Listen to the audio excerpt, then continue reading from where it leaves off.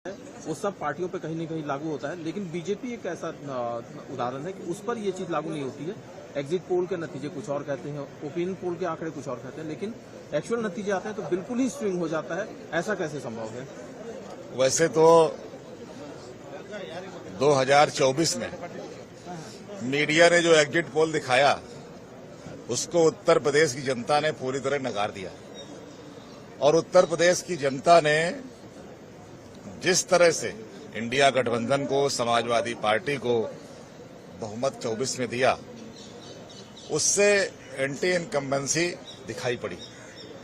लेकिन जो उन्होंने कहा है, जो उनका अनुभव है, वो पूरे देश को लेके उन्होंने इस पे कोई रिसर्च किया होगा। लेकिन मैं तो इतना कहूंगा कि बहुत ही सजग होके, बहुत ही जागरूक होके जमीन पे लड़ाई लड़ने की आवश्यकता है, क्योंकि भारतीय जनता पार्टी कहीं न कहीं लोगों को गुमराह करके, या जिस तरह से बिहार से खबर आ रही है कि 65 लाख वोट काटे गए, 65 लाख वोट जो काटे गए हैं, मुझे लग रहा है कि किसी भी सूरत में इतने वोट जो काटे गए हैं उसमें गड़बड़ी अवश्य होगी, वरना इतने वोट काटने की कोई आवश्यकता न पड़ती। तो जो गड़बड़ियां चुनाव आयोग कर रहा है, आज हमारे माननीय सुप्रीम कोर्ट ने भी उनसे सूची मांगी है और उसमें मुझे लग रहा है कि सारी पार्टियों को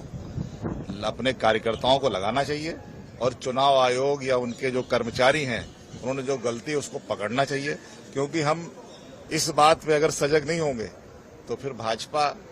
से आप ये मान लो कि उन पे एंटी इनकम्बेंसी लागू नहीं है और हम लोग हाथ पे हाथ करके बैठे हैं, ऐसा चलने वाला नहीं है। सर, राहुल गांधी का ये कहना है कि कहीं न कहीं बीजेपी की तरफ से, केंद्र सरकार की तरफ से इलेक्शन कमीशन पर प्रेशर रहता है रिजल्ट चेंज करने के लिए, और उसके लिए अलग अलग तरह के